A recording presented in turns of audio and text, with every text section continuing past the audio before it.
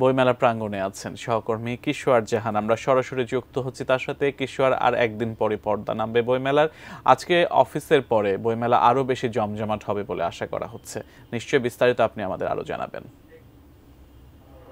চলে এসছে এবং আজকে কিন্তু মেলার বলতে হবে যে আজকের পরে আর একটি দিন পাবে আসলে দর্শনার্থী যারা আছেন বা পাঠক যারা আছেন তারা।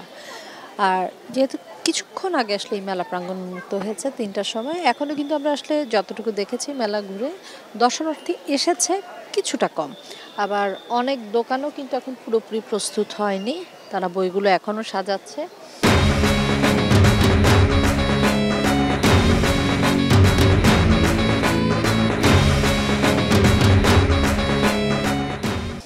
আর যেহেতু ৩টার সময় খুলেছে কিছুটা তো আসলে সময় নেবেই, আর বেলা বাড়ার সাথে সাথে কিন্তু আমরা প্রতিনিয়তই দেখি এখানে মানুষ বাড়ে।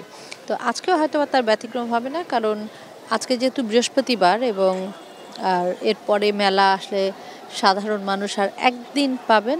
সব মিলিয়ে এটা প্রত্যাশিত যে আরও যত বেলা বাড়বে হয়তো বা মানুষের সংখ্যা বাড়বে। আর অমর-একুশে বইমেলাকে কেন্দ্র করে যেই বইয়ের কথা আমরা বলি, লেখকদের কথা বলি, নতুন বইয়ের কথা বলি, প্রতি বছর কিন্তু এই অমর-একুশে বইমেলাকে কেন্দ্র করে নতুন নতুন অসংখ্য বই আসে। এবারও তার ব্যতিক্রম নয়। আজকেও আমরা দেখেছি বেশ কিছু বইয়ের মোড়ক উন্মোচন হবে, একটু আগেই আসলে বাংলা একাডেমি থেকে সেটাই জানানো হচ্ছিল। তো গত বছর আমরা দেখেছি এই অমর-একুশে বইমেলায় কিন্তু আমরা বই পেয়েছি প্রায় ৪,০০০-এর কাছাকাছি, ৩৬০০-এর উপরে বই পেয়েছি। তবে এখন পর্যন্ত যদি আসলে হিসেব দিতে চাই, গতকাল পর্যন্ত কিন্তু আমরা বই পেয়েছি ২৬০০ থেকে একটু বেশি, প্রায় ২৭০০ আসলে বলতে পারি। তো যেহেতু আর একদিন আজকে এবং কালকে সব মিলিয়ে হয়তো বা ৩,০০০-এর বেশি বই আমরা পাবো না, তারপরও প্রকাশক যারা আছেন, লেখক যারা আছেন বা পাঠক যারা আছেন, তারা কিন্তু বলছিলেন যে শুধু বইয়ের মান সংখ্যা বাড়লে তো হবে না, মানেরও একটি বিষয় আছে।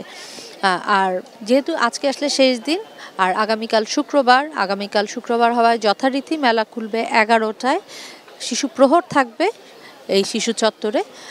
আর সব মিলিয়ে আসলে বেলা যত বাড়বে ততই তো আসলে মানুষ বাড়বে, হয়তো বা পরবর্তী সংবাদে আরও জানাতে পারবো কেমন জমলো মেলা।